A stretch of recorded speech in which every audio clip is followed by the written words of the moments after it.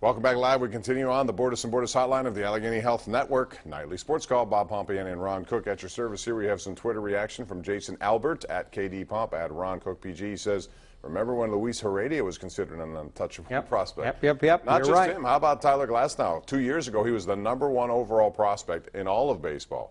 Who was the guy? Chad Hermanson. Chad Hermanson. The scout said he can walk on water. I'll never forget that. He was one of the guys that was can't miss. And he never walk on water. Well, look at all the other guys. Brian Bullington, who came here. Now, that was a stretch. So was Tony Sanchez. He was never going to do it. Well, that's because those guys were drafted because they could sign. Right. It was signability, which I always hated that. All right, we're going to go out to Bob in Beachview. Bob, how are you? Welcome.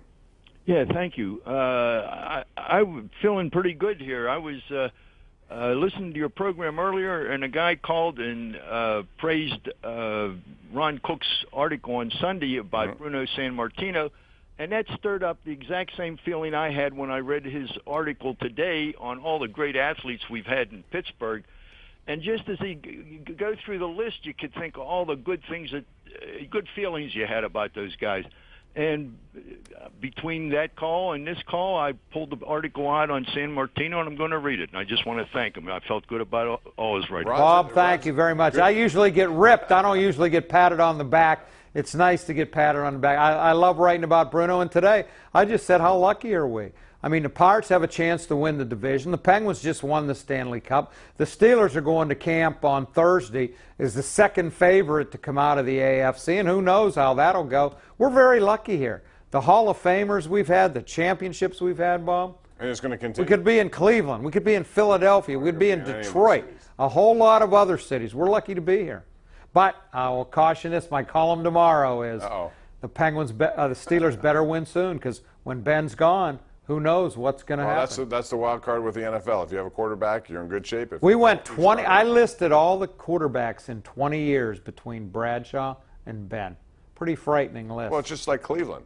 They're still looking. Since 1999. They're still looking. Returned to the NFL, they've had no. You know, I hope Ben plays 3 more years. I think he might, because that's what his contract is. What if he quits after this year? I don't see him doing that, just because I still think he has things he wants to accomplish. Wants to win another Super Bowl. So wants to win more. I think he'll have at least 3 years. At least I hope so. Al in Morningside. What's up, Al? How you doing? Good, Bob. I just wanted to call and maybe make a comment, and then I can listen afterwards. But first of all, I listen a lot. I've only called like this the second time, but you know what? You're always fair with all the callers. I enjoy listening. And one of the things I just wanted to make a comment on, for 20-some years there that we had the losing season here in Pittsburgh with the Pirates. And McCutchen, when he signed that contract, he signed it, and that enabled, he wanted to encourage all the younger players to maybe do the same, and they could come together and win a championship. And over the last year or two, the way he's been treated, when he loves this city so much, I'm just surprised that none of our officials or anybody, the only one was Ben Roethlisberger, who said that, McCutchen should be a Steeler or a Steeler. Well, listen, it wasn't just forever. And to your point, Bob Nutting said if there was a way to give him a lifetime contract, guess what? There is a way. You give him you say, here's your next contract.